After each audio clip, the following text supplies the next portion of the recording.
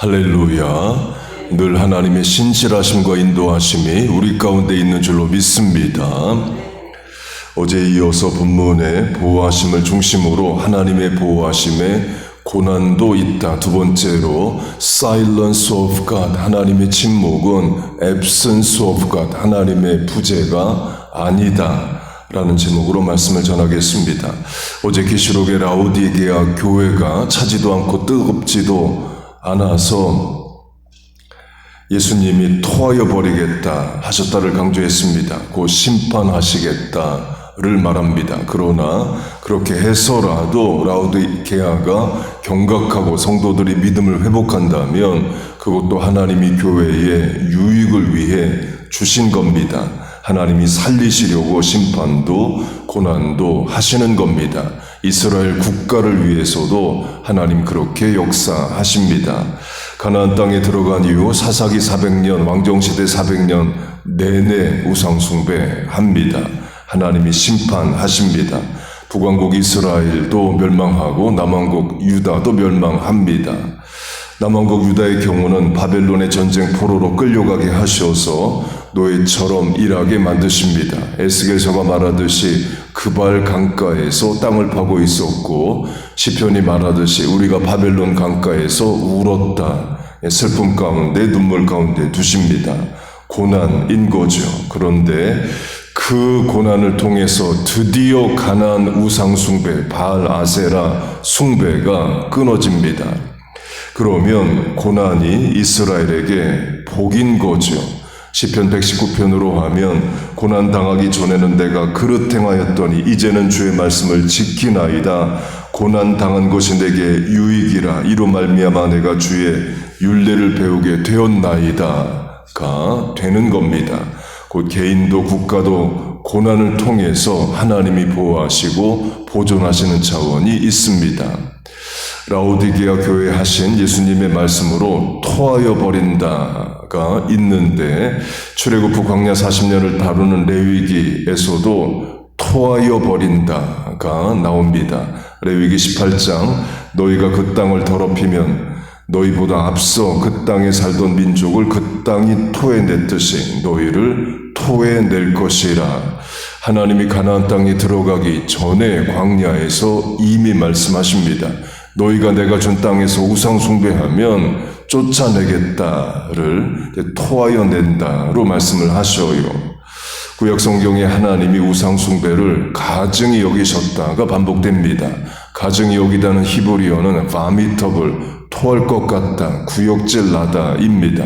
하나님이 우상 숭배를 토하여 버릴 것처럼 구역질 나게 여기셔요. 그런데 하나님 백성이 우상 숭배합니다. 그래서 하나님이 토하여 내십니다. 가나안 땅에 이스라엘에 못 살게 하시고 600마일 떨어진 바벨론, 지금의 이라크 땅에서 전쟁 포로로 살아가게 하십니다. 바벨론 포로 70년 끝나고 이스라엘에 돌아옵니다. 그러면 유대인들이 가나안 땅에 와서 신앙생활을 잘했느냐 이에요.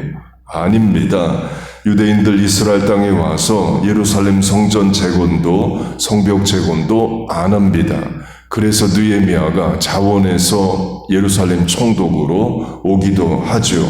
또 느헤미야서를 보면 느헤미야가 유대인 남자의 머리털을 쥐어 뽑는 장면이 나옵니다. 유대인들이 이방인들과 결혼하고 그 자녀들이 히브리어를 못합니다. 그 말은 하나님을 섬기지 않았다를 말합니다. 더 이상 가나안의 우상인 바알과 아세라를 섬기지는 않습니다. 그렇다고 하나님을 제대로 섬기는 것도 아닙니다. 학기에 스가랴 말라기 선지서가 그걸 말합니다. 바벨론에서 돌아온 이후의 내용을 다루는데 학기에 스가랴 말라기를 보면 제대로 신앙생활을 또 안 합니다. 그 마지막 성경인 말라기로 하면요.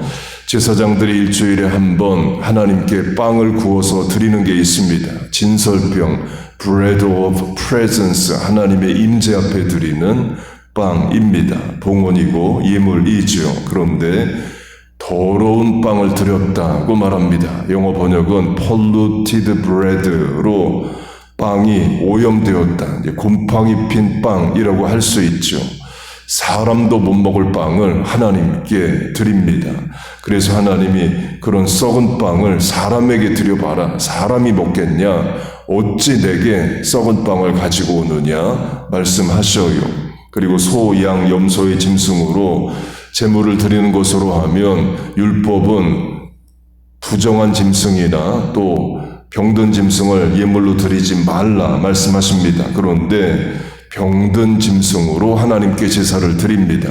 곧 하나님께 드려도 전혀 아깝지 않은 걸로 처리를 하는 거죠. 그래서 하나님이 사람에게 병든 짐승을 선물로 드려봐라. 사람이 받겠느냐? 그런 말씀을 하십니다. 곧 바벨론에서 돌아온 유대인들이 하나님을 소홀히 대합니다. 그래서 하나님이 이런 말씀까지 하셔요. 너희 중에 성전 문을 닫을 자가 있었으면 좋겠도다. 그렇게 썩은 빵으로 병든 짐승으로 제사 드릴 거면 하지 마. 이렇게 말씀하시는 것과 같아요. 성전 제사 드리지 마. 누가 성전 문을 닫아줬으면 좋겠다. 이런 말씀까지 하십니다.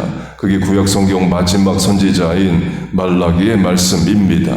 그리고 400년 하나님의 침묵, Silence of God의 시간이 시작됩니다. 세례 요한이 오기까지 400년 동안 하나님이 침묵하십니다. 선지자 한 명을 보내지 않으셔요. 강조점은 바벨론 포로기를 통해서 드디어 가나안 땅에 우상을 섬기는 것은 끊어졌는데 그렇다고 하나님을 제대로 섬긴 것도 아니다라는 겁니다. 그러면 하나님이 다시 고난을 주셔야죠.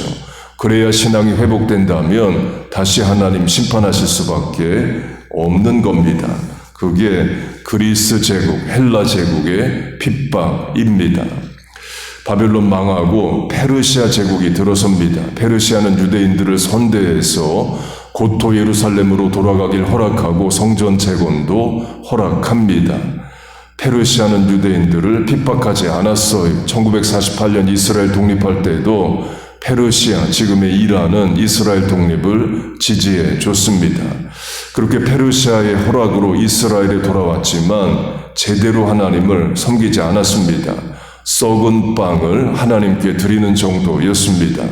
그래서 하나님이 다시 고난에 처하게 하십니다. 헬라 제국에 의한 핍박입니다. 신구약 중간기 Silence of God 400년의 시대에 일어난 일입니다. 그래서 말라기 3장 넘기면 마태복음 되는데 그 마지막 장 넘기면서 400년의 세월이 지나가는 겁니다. 그렇게 신구약 중간기 400년이 시작되고 그 400년 동안 일어났다가 망한 제국이 그리스 제국입니다.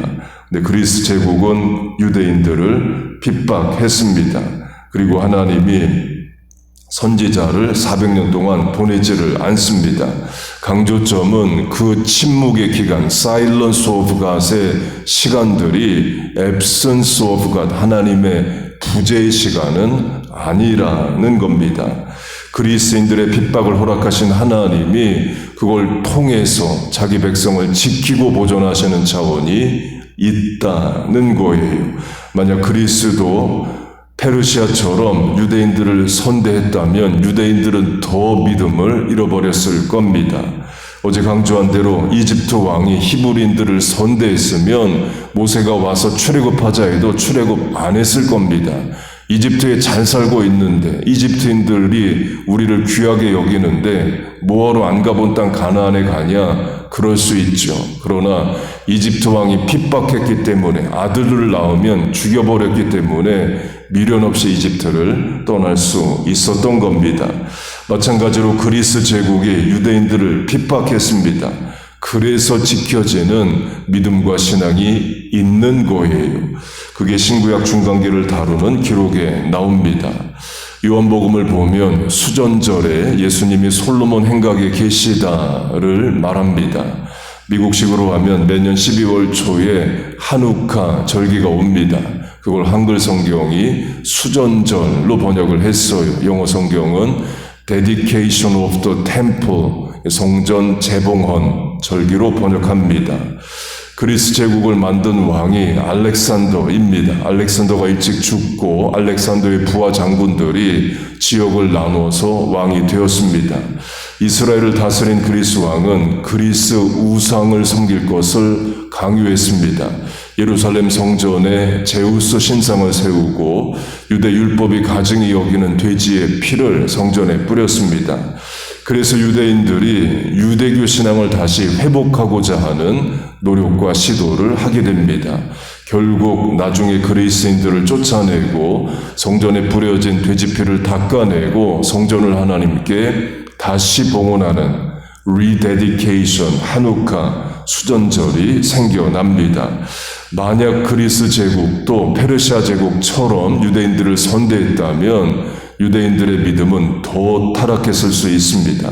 말라기가 말하듯이 제사장들이 썩은 빵을 하나님께 드릴 정도면 백성들은 더 신앙생활을 안 했다는 거죠. 그런 상황에서 핍박마저 없으면, 고난도 없으면 아예 신앙을 잃어버릴 수 있는 겁니다.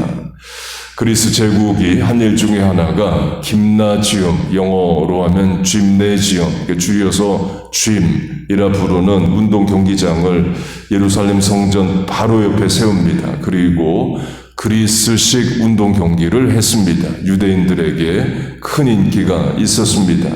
이런 기록이 있습니다. 제사장들이 매일의 상번제로 제사 시간이 정해져 있습니다. 그런데 짐네지움의 운동 경기 시간과 겹칩니다. 그러면 상번제 시간을 옮겨서 일찍 제사를 드리고 운동 경기를 보러 가거나 아니면 아예 상번제를 안 하고 운동 경기를 보러 갔습니다.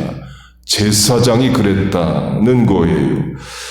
천주교 성경에 외경으로 마카베오서가 있습니다. 정경은 아니지만 외경, 정경 밖의 기록으로 천주교 성경 안에 들어가 있습니다. 신구약 중간기를 다루는 책들입니다. 마카베오서에 전설한 수전절 이야기가 있습니다. 그리고 마카베오서 4장에 제사장들이 제사를 안 드리고 그리스 운동 경기 보러 갔다는 기록이 있습니다. 제사장들은 이제 제단에서 봉사하는 일에는 전혀 마음을 쓰지 않았고 성전을 천시하였으며 제사 드리는 일을 소홀히 하였다. 그리고 원반 던지기 경기장이 개설되자마자 신호가 떨어지기 무섭게 제단 일은 팽개치고 경기에 참여하기에 바빴다. 그들은 조상 전례의 영예를 천하게 여기는 대신 그리스식 명예를 가장 좋은 것으로 여겼다. 미국식으로 하면 다음 달 6월과 7월에 캐나다, 멕시코, 미국 공동 주관으로 월드컵 축구 경기가 열립니다. 한국의 한국인들, 미국 사는 한인들 월드컵 경기 좋아하죠. 예를 들어 한국이 꼭 이겨야 하는 경기가 있습니다. 그 상대가 일본이라면 더 열심히 응원을 하겠죠. 그런데 그게 주일 오전 예배 시간과 겹친다고 해보세요. 그러자 교인들이 축구 경기 본다고 예배에 안 옵니다. 또는 교회가 예배 시간을 옮겨서 축구 다 보고 와서 예배 드리자. 이렇게 한다면 말이 안 되는 거죠. 그럼 말이 안 되는 일이 신구약 중간기에 일어납니다. 제사장들이 제사를 안 드리고 운동 경기를 보러 갔어요. 제사장이 그 정도면 일반 백성들은 어떠했겠습니까? 그렇게 신구약 중간기에 이스라엘의 신앙생활은 엉망이었습니다. 그러면 하나님이 계속 심판하실 수밖에 없는 거죠. 그래서 그리스 제국의 핍박을 이어서 로마 제국의 핍박이 또 이어집니다. 고난이 있어야 그나마 깨어날 성도 깨어나고 지켜질 믿음이 지켜지기 때문입니다. 우리식으로 하면 탕자처럼 돈 있고 건강하기만 하면 계속 허랑방탕하게 살고 돌이켜지지가 않는 겁니다. 그럼 하나님이 그 인생 살리시고 믿음 지키시려면 고난 주셔서 돌이키게 하시는 거죠. 강조점은 그렇게 되지 말자는 겁니다. 꼭 고난, 핍박, 질병, 사고, 어려움 이런 게 있어야만 신앙을 바로 세우고 하나님께 돌아오면 평생 그 과정을 겪어야 하는 거죠. 평상시 건강할 때, 젊을 때부터 하나님 잘 섬기는 삶을 살아야 됩니다. 그게 지혜고 하나님의 마음입니다. 그런데 그게 잘 안 되는 게 인간의 죄된 본성이에요. 그래서 하나님이 고난이라는 방법을 사용하시는 겁니다.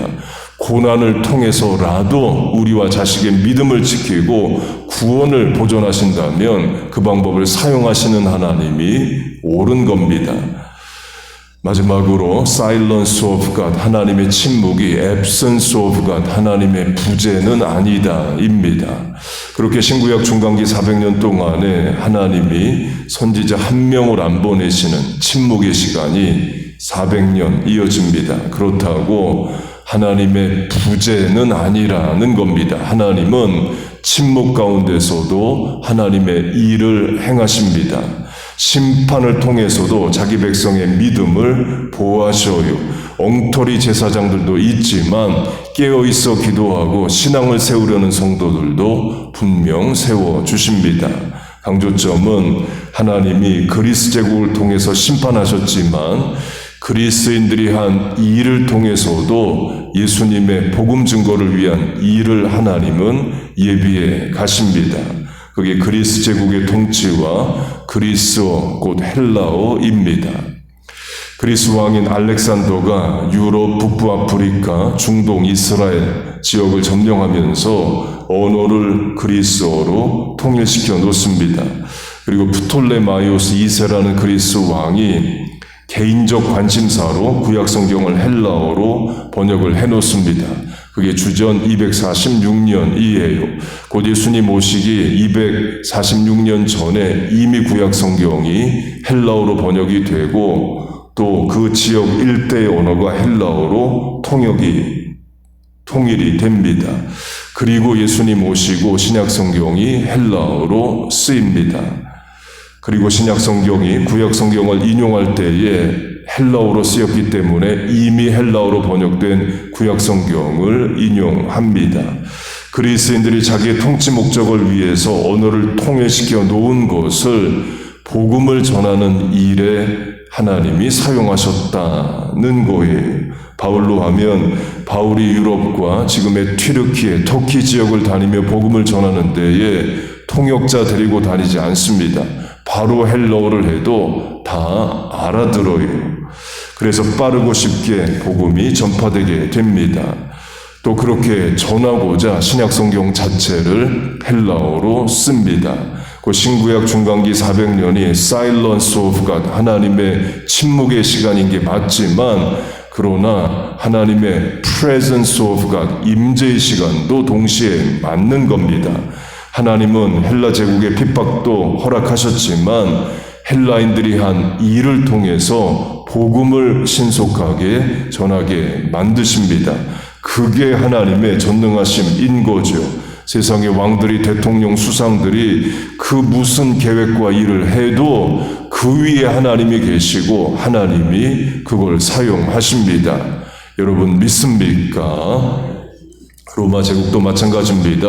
All roads lead to Rome. 모든 길은 로마로 통한다가 말하듯이 로마인들 길을 쓰고 길을 닦아 놓습니다. 그 길로 바울이 복음을 들고 예수님을 전합니다. 로마인들이 자기 제국 통치를 위해 신속한 군대 파견을 위해 길을 닦아 놓은 것을 하나님은 복음 증거의 길로 사용하십니다. 곧 개인도 교회도 나라도 민족도 다 하나님이 다스리시고 통치하시고 인도하십니다. 필요에 따라 고난도 주시고 또 고난을 통해 믿음도 보존시키시고 사명에 합당한 능력을 우리에게 주십니다. 그 하나님을 우리가 믿는 겁니다. 그리고 오늘을 살아가는 거예요. 오늘 당장 내 형편이 Silence of God, 하나님의 침묵의 시간과 같다 해도 하나님의 임재, Presence of God을 깨닫고 믿고 의지하는 게 신앙입니다. 우리 하나님 살아계십니다. 오늘도 역사하십니다. 우리와 자녀의 인생을 인도하십니다. 개인도 나라도 교회도 민족도 다스리시고 보호하십니다. 여러분 믿습니까? 그 하나님을 믿고 오늘도 살아가는 우리와 자녀 교회 되기를 주의 이름으로 축복하고 축원합니다. 아멘. 우리 주여 세 번 부르고 우리 같이 주신 말씀 붙잡고 기도하겠습니다. 주여, 주여, 주여. 하나님 아버지, 이 시간도 기도하러 나왔습니다.